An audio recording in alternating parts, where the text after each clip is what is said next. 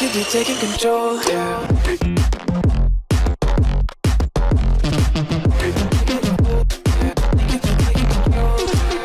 What's going on, ladies and gentlemen? My name is Dylan. Welcome back to the channel. Hopefully each and every single one of you are feeling fine and fantastic. Today we're joined by the one and the only Tanya. Oh. Yes, ladies and gentlemen, today we are going to take a look at geography, now India. Now this was requested a fair amount, hasn't it? It's been requested for a fair while. I think so, yeah. And we just didn't do it because we had to have time. And now we've got a little bit of time, guys. We're going to do it. 19 minutes. So guys, if you stay for the whole video, be sure to hit that subscription button down below and put it in the comment section. Tanya is wearing pajama pants. Like always.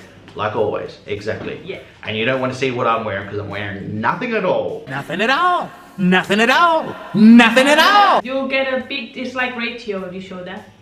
Okay, relax. Don't be so mean to me. Poor Dylan.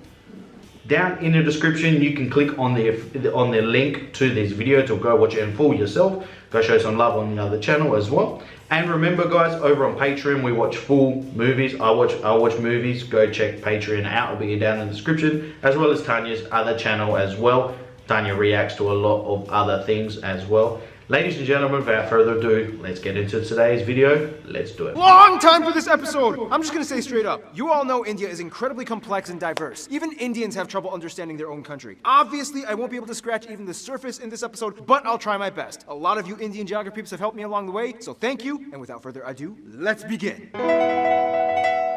It's time to learn geography now! Hey everybody, I'm your host Barbie. This place doesn't even need much of an introduction. Everybody has heard of India. It's big, it's loud, it's colorful, and most importantly, it has a plethora of confusing territorial anomalies that I just can't wait to cover. Here we go.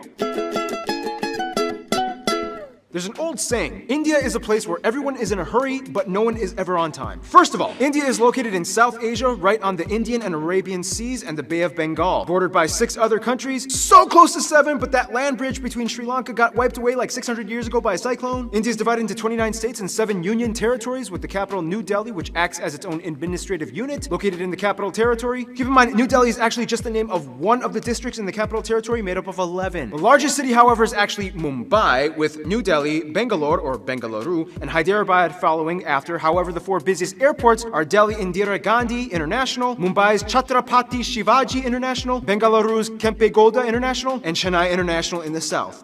You know why I'm smiling. This is my favorite part of any episode we ever make. Territorial anomaly time. India is loaded with strange borders and deliciously complex demarcation lines. First of all, what exactly is a union territory? In the simplest way I can put this, union territories are places that are too distinct to be incorporated into a state, but too small to have their own local governments. The first one, of course, is the Delhi National Capital Territory, where the capital lies. Chandigarh is a post-independent city constructed to replace Lahore as the capital of the Punjab area after it was split up between India and Pakistan. Then you have the island territories, the smallest one, Lakshadweep, and the Andaman and Nicobar Islands. The Andaman Islands being home to one of the last uncontacted people groups on the planet, the Sentinelese tribe, whom have been hostile to visitors and are therefore left alone, as well as the Nicobar Islands, which actually used to be a short-lived colony of Denmark. Finally, the 3 remaining territories are former European colony towns and ports. Dadra and Nagar Haveli, Daman and Diu, which are separated by about 200 kilometers across the Gulf of Khambat, and the most confusing union territory, the French-speaking Puducherry, which is actually split up between 4 district cities across India: Karikal, Mahe, Yanaon, and Pondicherry. Pondicherry is strange because it has 11 enclaves within the Tamil Nadu state. And in this area, you can also find the experimental hippie-ish commune with a little bit of controversy. Look it up. And don't forget, here, the eastern states, also known as the Seven Sisters, are connected by this incredibly narrow 27-kilometer wide pathway known as the Siliguri Corridor. This pathway is like a crucial artery that completes the India puzzle. Or so you would think. Now let's discuss the juicy stuff. Now, in the China episode, I already talked about the disputed areas with India, such as Aksai Chin and Arunachal Pradesh, the latter pretty much just belonging to India as it's almost completely inhabited and operated by Indians. So let's move to the other disputes. Now, as of 2015, the Bangladesh episode is already outdated, as India and Bangladesh have finally come to an agreement over the frighteningly complex former enclave-exclave dispute. In the end, India only lost about 40 square kilometers of land to Bangladesh, and now only a few enclaves and exclaves exist. Now let's head north. Now when you try to draw the shape of India, you might want to be careful which depiction you use. Some might use this picture, some might use this, some might use this, and those that don't really study very well might use this. The point is, the whole area is like the most heavily militarized, diplomatically stressed out region on the planet. It's already had like 4 wars in the past half century. Basically, India, Pakistan, and to some extent China all want the entire area for themselves, although it's more of like a Pakistan-India thing. In the China episode, we already discussed the Chinese disputes with India, so I won't cover those in this episode. If you want to learn more, just watch the China episode. But anyway, this entire area was a former domain known as the princely state of Jammu and Kashmir that was under royal Maharaja rulers all the way up until independence. Currently, this place is split up by this fenced-off militarized line known as the line of control between India and Pakistan. Why is this? Well, in the quickest way I can put this, Okay, the British are out. We get to take your land. no, we want to be an independent princely state. We're supposed to take your land, and majority of your people are Muslim, just like us, even though your ruler is Hindu as well. Hey, India? Yeah? If you help me, I'll let you secede my territory to your land with autonomy. Deal. Ha! Your problem now!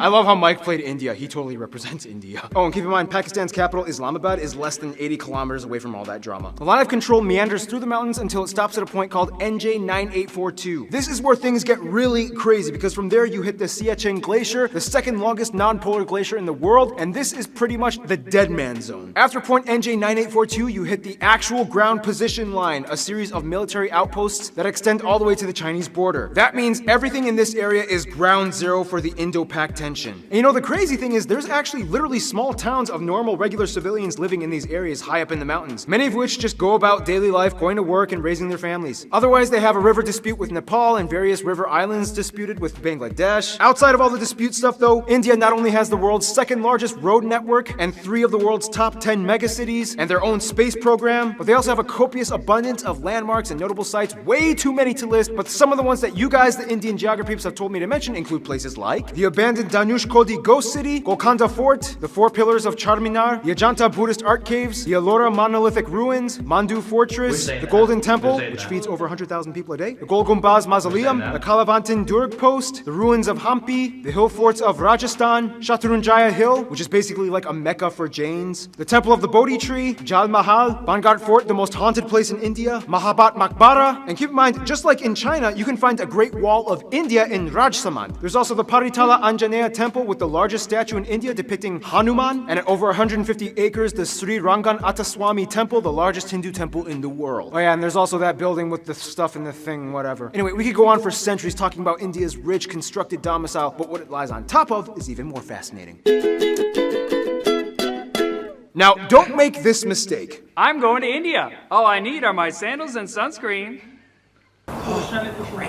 Now, as the 7th largest country in the land area, India has a wide range of landscapes, climates, and elevations that all contrast from one corner to the other. First of all, let's talk about the north. India sits on the Indian tectonic plate that essentially smashed into the Eurasian plate, which in return created the largest mountain range in the world, the Himalayas. The force is so strong that it's estimated that the Himalayas grow about 2.4 inches or 6.1 centimeters every year. There's also where we can find Kanchenjunga, the tallest mountain in India, or the 3rd in the world, right on the border of Nepal. Keep your eye on these mountains. These are pretty much the source of most of India's major rivers that give life to the whole country. That's why India takes these mountains so seriously. You can also find the largest natural lake, Wular, up in the Jammu Kashmir area. Below the Himalayas, you reach the North Indian River Plain, sometimes referred to as the Indus Ganga. This is the most fertile part of India where the most important rivers like the Ganges and its tributaries flow. Heading a little south, you reach the Satpura and Vindhya ranges that pretty much divide North India from South India. On each side, you get the West and East Ghat Mountains, which in return creates this massive triangle thing called the Deccan Plateau. This place is moderately forested, especially in the east in the Chotra Nagpur Plateau, where you get a section of the swampy Sundarbans that they share with Bangladesh. Check out the Bangladesh episode. Head a little west and you get the dry Thar Desert along the border with Pakistan, as well as the Rann of Kutch, known as the Salt Desert. And finally, the only active volcanic area would be the Andaman and Nicobar Islands, with Barren Island having actual conical eruptions and Bharatan having tame mud volcanoes. Now here's the thing, although India has a relatively high population density, they do relatively well with maintaining their ecological footing. In fact, in 2016, they beat a world record by planting, disputably, 50 million trees in one day. They've also agreed to reforest about 12% of the country by 2030. The most heavily forested area being the 7 sister states in East India. Now, one of the factors that contributes to this would be the fact that India has the lowest meat consumption in the world, with the highest population percentage of vegetarians at around 40%, most of whom are lacto-vegetarians that consume milk products. By the way, in India, when buying groceries, this label means vegetarian and this one means not vegetarian. Nonetheless, the remainder of the population does typically eat some kind of animal protein, mostly in the forms of seafood or chicken, but almost never beef or pork, unless if you are part of the Muslim or Christian minority minorities scattered throughout the west and east areas. Now let's talk about the role of cattle, shall we? India has more cattle and livestock than anywhere else in the world at around 330 million. And it's interesting because since they have prevalent Hindu traditions, the killing of cows is illegal in many of the states except for a few, and each state has varying degrees of punishment for committing intentional cow slaughter. Keyword intentional. Cows accidentally get hit by cars all the time. Once a cow is too old to produce milk, it typically is released into the open to die naturally in the wild, ideally. Nonetheless, male cattle get it much worse, as they are deemed as kind of useless. Some places use them as draft animals for labor, some religious sects use them as sacrifices, but otherwise they are typically sold to the underground market for beef or hides. To this day, there are about 6 times as many female cows as male cattle in India, so that means, yeah, something's happening to the males. Nonetheless, India does have the 3rd highest carbon emission rate after China and the US, 4th if you consider the EU. However, emission per capita, they rank pretty low at only about 2 kilotons per person. Contrast that with Qatar at about 40. There are 94 national parks, 501 animal sanctuaries across the country where you can find some of the national animals like the peacock, the Ganges River dolphin, the king cobra, the Indian elephant, and the highest population of Bengal tigers in the world, which are all highly protected. India also has the most irrigated land in the world, which allows them to become the #1 producer of multiple products like millet, bananas, lemons, limes, mangoes, ginger, chickpeas, milk, butter, fennel, jute, and about 75% of the world's spices alone come from India. Speaking of which,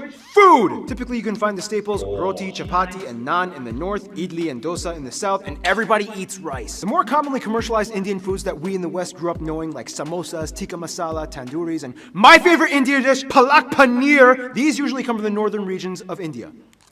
Seriously, India, you took spinach and made it fat. I love you guys. Otherwise, the West is mostly known for their chutneys and pickled foods, as well as beef, since there's a high number of Muslims and Christians. The South uses a lot more coconut and has some of the best curries like poriyals, sambras, rasams, and tutus. And the East is known for having the best desserts like peda, mishti doi, rasgulla, or shondesh. Speaking of which, India is so diverse and complex that sometimes even Indian people need translators when going to different states. It's about to get 10 times more confusing in about 3, 2, 1. I love that.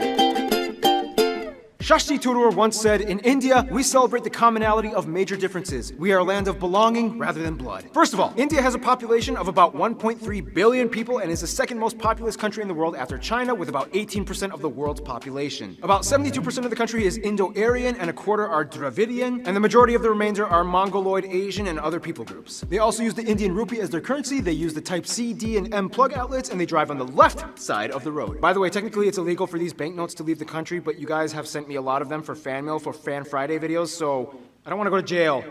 Again. Now keep in mind, those statistics that I just mentioned are incredibly generalized. Of the Indo-Aryan and Dravidian communities, there are about 2,000 different ethno-linguistic people groups in India, with about 645 district indigenous tribes, 52 major ones. So obviously we can't cover them all, but what we do know is that the north is very different from the south. For one, the north mostly speaks in languages that are all related to the Indo-Aryan branch, with languages like Hindi, Bengali, Punjabi, and Gujarati, whereas the south speaks a completely unintelligible Dravidian branch, with languages like Tamil, Telugu, Malayalam, and Kannada.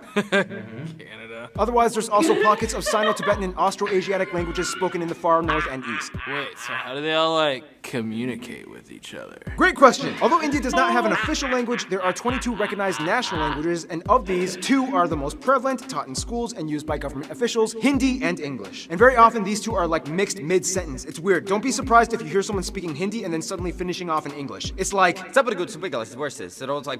was trying to, why are you even trying to do that? I know, right? And the washing machine, I told them, a Bob Saget with a chainsaw. Now, of course, let's discuss the one thing that goes hand in hand with India, Hinduism. About 80% of India claims to be Hindu, or at least part of the Hindu practicing community. Now, we don't have time to explain everything about the tenets and multi-layered philosophies and practices of Hinduism. If you want to know, just talk to a Hindu person. But basically, one thing you do need to know is that Hindu-driven ideologies pretty much dominate most of life in India, everything from family to business. You will see colorful, mesmerizing shrines, temples, statues, and rituals being performed everywhere, even in public. On the Bharat Mata, the Mother of India, statues are everywhere. She's like the symbol of India. The largest Hindu pilgrimage, the Kumbh Mela, happens every 3 years, rotating between 4 cities, in which the adherents bathe in the Ganges River and enjoy a massive festival with tens of millions of people. Seriously, you can practically see it happening from space. Now, a controversial topic in relation to Hinduism would be the caste system, which is basically a belief that people are born into a socioeconomic life that they are destined to serve into. Today, however, the system is more fluid and loose from what it used to be from a long time ago, and thanks to economic reforms, anybody with enough drive can kind of move up the social ladder regardless of birth. Nonetheless, India is home to every major religion in the world, even a few Jews, including the B'nai Menashe, an indigenous group that claimed to be one of the lost tribes of Israel. In fact, Judaism and Christianity actually had a head start in India way before it even kicked off in Europe. As tradition holds, Cochin or Malabar Jews migrated around 1000 BC to trade during the times of King Solomon, and in 53 AD, Thomas the Apostle of Jesus arrived in what is now the state of Kerala to establish the first church in India. Today, most Christians are found in the southwest and far east Seven Sisters regions. India also holds the highest population of Sikhs, Jains, and Zoroastrians, mostly found in the north, and the second largest Muslim population in the world after Indonesia. Most Muslims are populated around the northwest areas by Pakistan or in the east by Bangladesh. Oh, and don't forget the Buddhists. In fact, Buddhism actually started in India. Today, the Dalai Lama even takes refuge in Tezpur in the state of Assam. Oh, that was a lot of information.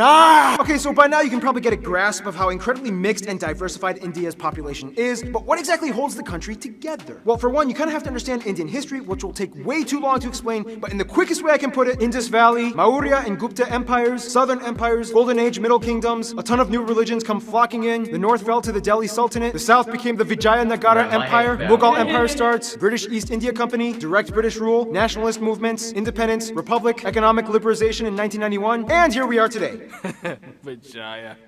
Essentially, India used to be made up of around 500 smaller royal princely states, and when the British came in, they kind of exploited them to manage such a huge population. Although India is a democratic federal republic and the largest democracy in the world, the old royal families still exist today, and although they have no political power, they hold high positions of influence in their communities across India. So today, technically, you could meet someone that would be considered an Indian prince or princess. Nonetheless, the biggest thing that really united Indians in the past 2 centuries would probably be their hatred of British rule. Well, this is not cool. Yep. What do you say you and I work together and end this thing? Essentially, one good thing you could say that came out of imperialism was that it kind of stopped all the internal squabbling and unified the groups towards one common goal, to get rid of imperialism. Today, Indians are just proud to be Indian. I mean, a Tamil soccer player can get cheered on by a Rajasthani, a Punjabi pop star can sell out tickets in Orissa. Speaking of which, all Indians love movies and music. India has the second largest film industry in terms of volume, pumping out nearly 2,000 films per year. Surprisingly, Nigeria pumps out more. However, the box office revenues gross out at only about $2 billion annually compared to Hollywood at over 10 billion, but still, it's impressive. And keep in mind, it's not just Bollywood, but it's also Tollywood, Gollywood, Collywood, Pollywood, and so on. There's like 20 different woods in India. Oh, and like every movie in India has at least one scene where everybody breaks out in song, and there's almost always a happy ending. Unfortunately, mainstream media has also put an aesthetic strain on many of the people, as it's almost become an obsession to be light or fair-skinned, causing people to go so far as to buy skin bleaching products. Some other controversies include things like illiteracy being an issue in many parts of the country, especially in the rural areas. But I mean, come on, when your country has literally hundreds of different writing systems, go figure. I mean, give them a break. Also, many of you guys, the Indian geography peeps, have asked me to bring awareness to the fact that India does unfortunately have some of the highest rates of human trafficking and child slavery. The government is trying to crack down and culture is slowly being reformed, but for now, it's a sad reality that still does exist. Hey, here at GN, we talk about the good and the bad. I'm just saying. Otherwise, sports do definitely tie everyone together as well, especially cricket, the national sport, even though they also used to do really well in field hockey. India also has a lot of their own indigenous sports like Dopkel in Assam, bull racing in Kerala, Insuknar, rod pushing in Mizoram, and Malakamba, the strange pole yoga gymnastics thing in the south. Otherwise, some notable people from India or of Indian descent might include people like Siddhartha Gautama or the Buddha, Mahavir, Ashoka the Great, Prithviraj Chauhan, Aurangzeb, Shivaji of the Maratha Empire, Mohandas or Mahatma Gandhi, Indira Gandhi, Subhash Chandra Bose, Jawahar Lal Nehru, Rabindranath Tagore, C.V. Raman, Satyendra Nath Bose, Bhagat Singh, Dr. APJ Abdul Kalam, Shah Rukh Khan, Amitabh Bachchan, Amir Khan, Salman Khan, Priyana Chopra, Ben Kingsley, Sundar Pichai, Satya Narayana Nadella, A.R. Rahman, Sachin Tendulkar, and Mahendra Singh Dhoni. There's also literally millions of other famous people I missed out on. If you want to mention them, please, there's a comment section below. Use it. In the meantime, we gotta finish this info marathon, shall we? Now, no surprise, India is huge and therefore has a huge international outreach when it comes to diplomacy to almost everyone, except their immediate neighbors. First of all, countries with large population percentages of Hindus and Indians like Fiji, Guyana, Suriname, Trinidad and Tobago, Mauritius, and Malaysia typically stay close to India's roster of go-to friends. They enjoy cordial relations with trade. Now, the UK may have left on a sour note, but they still have a lot of ties to their former colonizer in terms of business and tourism. India is still part of the Commonwealth, not Commonwealth realm, there's a difference, and the UK has over 1.5 million citizens of Indian descent. As mentioned in the China episode, China is kind of like India's "I'm only here to do business with you and nothing else" friend. hand, as drama still hasn't subsided in regards to the territory conflicts. Now, when it comes to the US, things started kind of sour back in the 70s during the Indo-Pak War of 1971, when the US sided with Pakistan, their arch nemesis. Today, relations have cooled off. Mostly, the US supports India's move towards democracy and is a key ally in the military conflicts in the Middle East. When it comes to their best friends, however, most of the Indians I talked to have said Russia and Bhutan. Russia because during the Indo-Pak Wars, Russia came in and supported them, and ever since then, each country has held a high position of respect for the other, especially as global superpowers. Bhutan and India signed a treaty of friendship almost immediately after independence. The two countries have shared interests and a currency-pegged system as well. Bhutan even supported the annexation of their cousins in the Sikkim state into India, as it gave a nice buffer of land from China's stake to their claim. In conclusion, you will not find anywhere else on Earth like India. Thousands and millions of people inhabiting a colorful, majestic, green, slightly gritty at times slab of Earth, blessed and cursed in so many ways, yet wonderfully harmonized, mostly in a unity unlike anywhere else. In the end, that's India. Stay tuned, Indonesia is coming up next. It's basically nearly impossible for you to comprehend everything that's just happened. There's no freaking way. One thing I do take out of this is that it's fascinating to see how truly big India is. And diverse. And diverse. I had no idea that down in south they spoke French. There's a little Colony town, that belongs to France. Yeah. I had no idea. That's crazy. No, I didn't know. That's unbelievable. To me, that's mind blowing. That's absolutely mind blowing. I didn't realize that they had a real agreement, like a full handshake agreement with USSR, with Russia. I had no idea about that either. Well, kind of. I know there's a lot of things, but I was a little bit like shocked. Mm-hmm. When they said that they get so much international advertisement, maybe because I studied advertising, yeah, that's why I get so focused on that. They get so much international advertisement that they want to have fair skin, and they try to have their skin whiter. That's shocking. When here we try our hardest to be like 5 hours under the sun to to be more dark. Mm-hmm. Here people are obsessed with being darker. Yeah, in Spain, yes. Yeah, in Spain we pay a lot. People pay. Well, I don't pay. I just go under the sun. But people, as you can see, I spend hours under the sun and quite yellow. Quite yellow. But yeah, people pay a lot of money to get tanned. Yeah, no, that's true. It's crazy how in the world there's different ideologies. India leads the way when it comes to eating good foods too. It's so good because I know India may be behind when it comes to like poverty and things like that, and Africa and things like that, but they lead by example in other ways. I mean, it's impossible for any country to be perfect. No. You've got to have some flaws, yeah? And the slavery and things like that with children is a big flaw. But there's also some beautiful things that come out of India. Like so many powerful people that own companies that are from America, or from Europe, or from Australia. They're owned and they're ran and their CEOs, they're all come from India. And a lot of the good food that everyone knows around the world, one of the number one foods, butter chicken, comes from India. No, I'm serious. And masala, chicken masala, it comes from India. Yeah. And what's that island called? What's that island called? That one that has all that tribe that has not been discovered. Let me have a look again. What was it called? Can't remember. Too much information for me to remember that. Well, do you know that tribe that was on that island that hadn't? But I don't remember the name. I don't remember the name honestly. But what I like about India is the fact that they are such a good example with taking care of the environment and earth and things like that. Everything is so natural there, and they try to be vegetarian as much as they can, not consume a lot of meat, and all the spices. You know how good spices are for you? Yeah. No, they are, because it doesn't just taste good, but it also heals your body. So even simple things like headaches, you can get healed from headaches using spices and different things like that. Exactly, everything. Antibiotics, instead of using antibiotics, you can use some spices as well. Exactly. It's crazy, and you can be like, you cannot get a cold. You see someone that doesn't get sick, and you're like, what's he doing? Maybe he's just How do you use some spices? So I just had a look now. North Sentinel Island, it's called. Isolated Sentinelese. Okay, that's interesting. So that island is owned by India, and there's a tribe on there, like he was saying. I remember hearing something about a doctor or someone like that who kept on going there and giving them supplies, and they were happy, yeah? And then all of a sudden, he killed off a whole pile of people because he bought a bug. But he didn't realize he had a bug. And he bought a bug and a germ and introduced it into their tribes and killed a whole pile of people, and there was no medication for it, yeah? And that doctor was like, what the heck, like what bug, what germ, yeah? He didn't kill all of them, but he wiped a fair amount out. But that's just crazy. That just makes me think like that's what happened around the world eventually. Let's not talk about that. Yeah. That's upsetting. Let's not talk about that. Yeah.